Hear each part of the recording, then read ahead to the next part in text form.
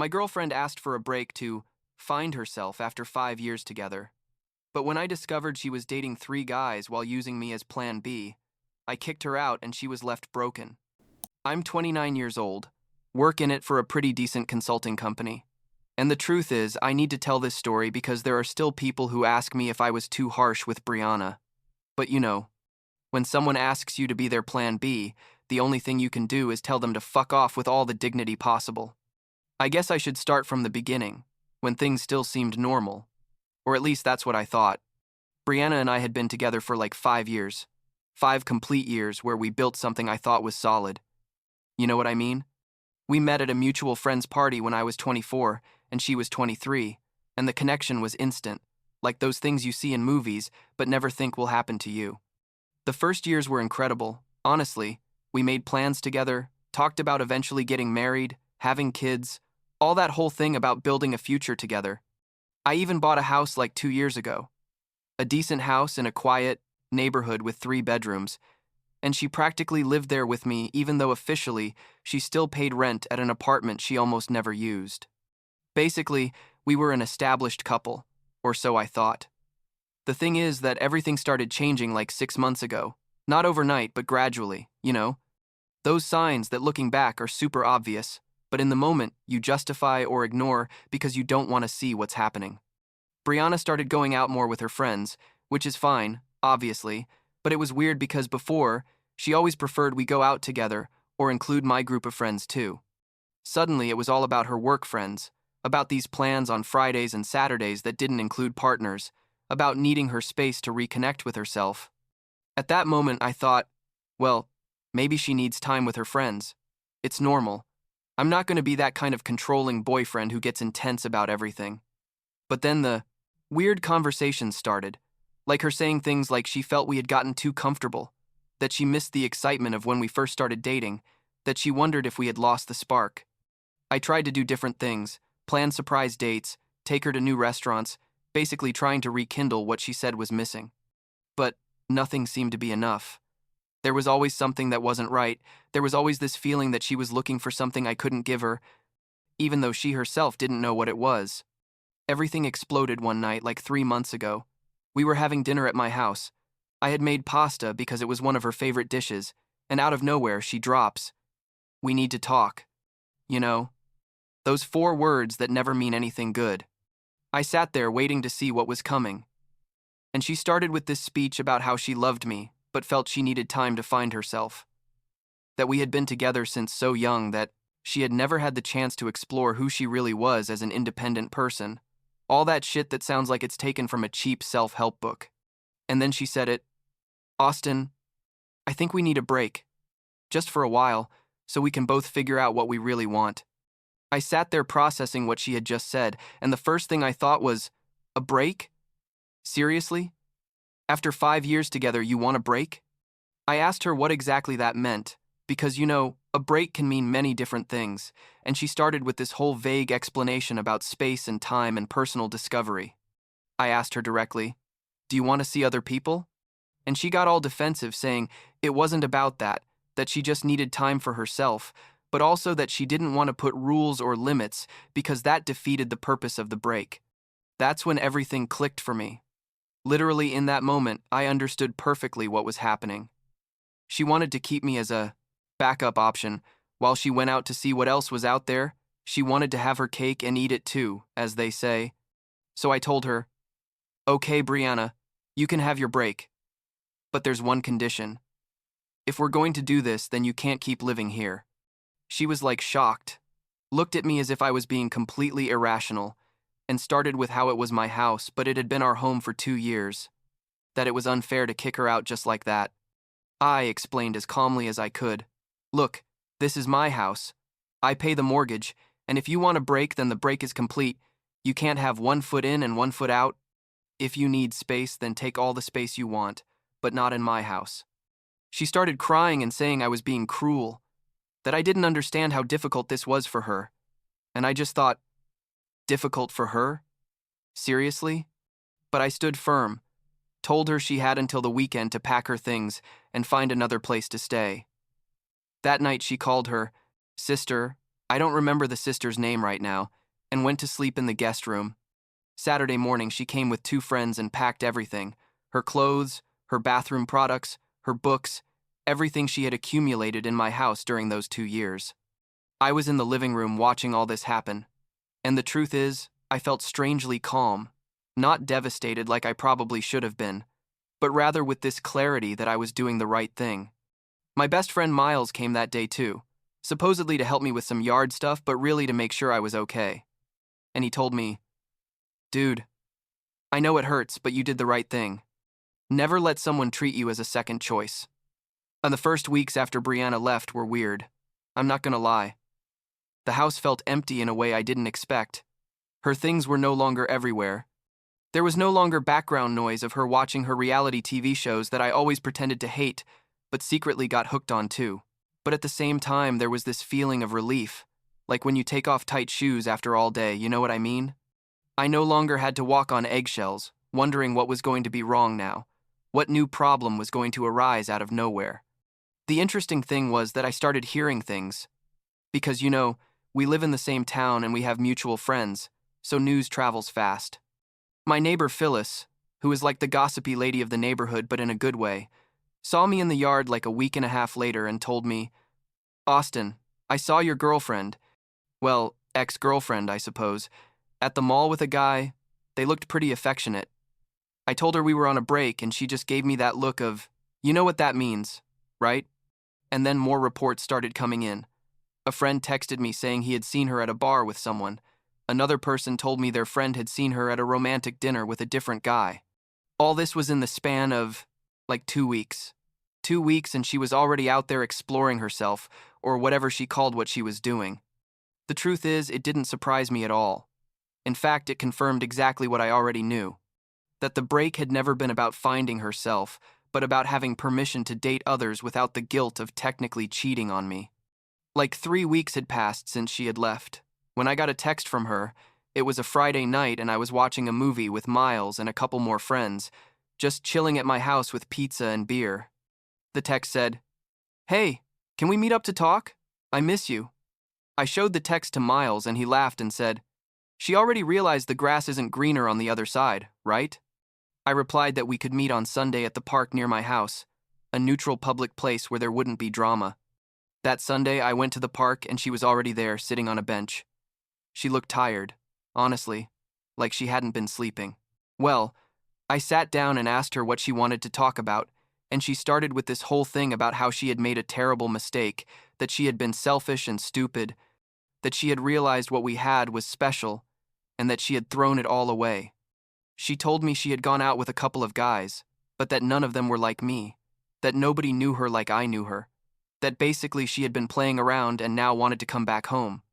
I let her talk, listen to her, say everything she had to say, all her apologies and promises that it would be different this time, that she had learned her lesson, all that shit. And when she finished, I told her very calmly, "Brianna, I appreciate you being honest, but the answer is no." She was like frozen, as if she couldn't believe what she was hearing, and asked me what I meant by no. I explained, "You asked me for a break to explore other options. You did it. Apparently it didn't work out, and now you want to come back. Because I'm the safe option, the known, the reliable. But I'm not your plan B. I'm not the option you come back to when everything else fails." She started crying and saying it wasn't like that she truly loved me, that all this time she had realized how much I meant to her. But I had already made my decision, I told her. When you asked me for that break, at that moment I decided that if you left, there was no going back. I wasn't going to be the guy who waits at home while you go out to experiment and then take you back as if nothing had happened. I got up from the bench and told her I wished her the best, but that this was over. And I walked away without looking back. That night I packed the last things of hers that were still in my house, random things she had forgotten or left intentionally, I don't know, and put them all in boxes. The next day I stopped by her sister's house and left them on the porch. Didn't knock on the door or anything, just left the boxes there with a note that said, "Here are your things, take care." And with that, I officially closed that chapter of my life. Or so I thought. 6 more weeks passed, I was in total recovery mode, focusing on my work, going out with my friends, basically rebuilding my life as a single guy and feeling pretty good about it. I had started going to the gym more often, was planning a trip with Miles to Costa Rica for the summer. Things were going well. And then I got a message from an unknown number on Facebook. It was from a guy named Nicholas. I didn't know him at all. And his message said, "Hey, I know this is going to sound weird, but I need to talk to you about Brianna. I think we both deserve to know the truth about what's been happening." Obviously, that put me on alert mode immediately. I responded asking who he was and what he wanted, and he told me we could meet for coffee, that it was better to talk in person. We agreed to meet that same day at a coffee shop downtown. I arrived first and saw him walk in. He was a guy like my age, maybe a year or two older. Looked normal, like professional. Definitely not what I expected, if I'm honest. He sat down and started explaining. Basically, he had been dating Brianna for the last 2 weeks, since before she asked me for that break, apparently. Because it turns out she had met him at work, and they had started flirting. Nicholas thought she was single. She never mentioned she had a boyfriend, or that she practically lived with someone. So when he eventually found out through someone else at work that she had been in a 5-year relationship, he confronted Brianna and she gave him this whole story about how the relationship was ending anyway, that it was practically already a thing of the past. But here comes the interesting part. Nicholas told me he had broken up with her like 2 weeks ago because he discovered she had not only lied to him about me, but was also dating another guy at the same time, like playing with 3 people simultaneously. He showed me screenshots of conversations where she was telling him she had left me completely, that I was ancient history, that she was ready for something new with him. And then he showed me other screenshots where she was basically saying the same thing to the other guy, whose name was something like Kevin or Kyle. I don't remember exactly. Nicholas told me he had decided to contact me because he felt I deserved to know what kind of person Brianna really was, that he had been an idiot for believing her at first, but at least wanted to make sure I didn't make the mistake of getting back with her if she tried to come back. I thanked him for being honest with me, told him I had already closed the door on her, but appreciated that he had taken the time to contact me, and we each went our separate ways. That night, literally, as if she had known I had talked to Nicholas, Brianna started bombarding me with messages, like one after another, saying she needed to talk to me urgently, that there were things she had to explain to me, that please don't believe what Nicholas had told me because he was resentful and lying about everything. I didn't respond to a single message, just left them on read, and that apparently drove her crazy because she started calling me, like 10 calls in an hour, all of which I let go to voicemail. The voice messages were basically her crying and saying Nicholas was distorting everything. That yes, she had gone out with him briefly but only because she was confused. That she had never been with 3 people at the same time, that it was all a giant misunderstanding. But I already knew the truth, had already seen the proof, had already talked to someone who had no reason to lie to me, so her excuses and explanations meant nothing to me. And the next day, a Saturday morning, I'm having breakfast peacefully when I hear the doorbell. I open the door and there's Brianna. She looks terrible, like she hadn't slept in days, eyes red and swollen from crying, and she starts talking before I can say anything. She tells me she knows she made horrible mistakes, that she lied and manipulated and was a terrible person, but that she truly loves me and would do anything to fix things, that please give her another chance to prove it to me. I stood there at the door without letting her in, and told her very clearly, "Brianna, I already told you before that this is over and I mean it. There's nothing you can say or do that's going to change my mind. What we had ended the day you asked me for that break." She started crying harder and begging, literally on her knees on my porch, saying she knew she didn't deserve it but that she needed me, that I was the only person who really knew her. All this dramatic shit she probably thought was going to soften me up. But the truth is, at that moment, all I felt was indifference. Like not even anger or pain, just this complete lack of emotion toward the whole situation. I told her, "Brianna, you need to leave. Now, and if you show up here again, I'm going to have to call the police." I closed the door while she was still there, crying, and went to finish my breakfast as if nothing had happened. I heard her stay out there for like 10 more minutes before finally leaving, and that was the last time I saw her face to face. After that, things calmed down. She eventually stopped contacting me. I guess she finally understood there was no way I was getting back with her.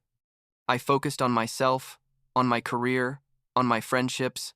on basically rebuilding the life I wanted without having to worry about someone who clearly didn't value what we had. My sister, who had been following all the drama from a distance, called me one day and told me she was proud of me for standing firm, that many people would have given in to the pressure or guilt, but that I had done exactly the right thing. The following months were probably the best I'd had in a long time. You know, that feeling of freedom that comes with not having to answer to anyone, of being able to make decisions based solely on what I wanted.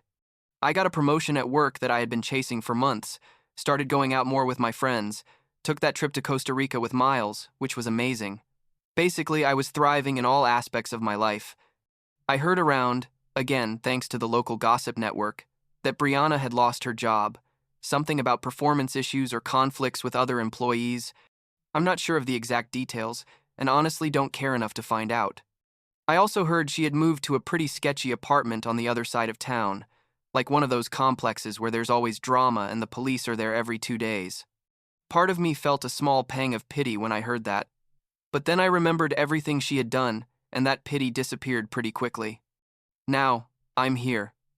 Almost 6 months after all this exploded, and the truth is, I'm in a much better place than I ever was with her. I learned an important lesson about self-worth and about not settling for being anyone's second choice, and that lesson was worth every awkward and difficult moment I had to go through. Sometimes people ask me if I regret how I handled things, if I was too harsh or inflexible. But the answer is always the same. No, not at all. Because at the end of the day, when someone shows you who they really are, you have to believe them, and Brianna showed me exactly what kind of person she was when she asked me for that break. She wasn't someone who valued what we had, wasn't someone who respected me enough to be honest from the beginning. She was someone who wanted to have everything without having to sacrifice anything, and I simply wasn't willing to be part of that game. Last week, I was at the supermarket buying random stuff, and I ran into one of Brianna's friends. I don't remember her name, but I recognized her from when we used to go out as a group. She saw me and quickly looked away, like, clearly uncomfortable, and kept walking without saying anything. And I just thought, wow, that's how things are now, and that's perfectly fine. I don't need that energy in my life. Don't need those connections that only remind me of a time I prefer to leave in the past. My house is now completely mine again, decorated how I want, organized how I like, filled only with my things and my memories, and honestly, I couldn't be happier with that. I've been casually dating some people. Nothing serious yet because I'm not in a hurry to get into another relationship, but it's nice to know there are options and that I can take my time to find someone who really values what I bring to the table. And that's basically the story, I guess. There's no dramatic ending where she comes back repentant and I have to make some epic decision, or where I fall madly in love with someone new and we live happily ever after. It's just the reality that sometimes relationships end, sometimes people disappoint you, and sometimes the best thing you can do is simply move on without looking back. Life goes on, and mine is going pretty well without all that drama, so I'm not complaining.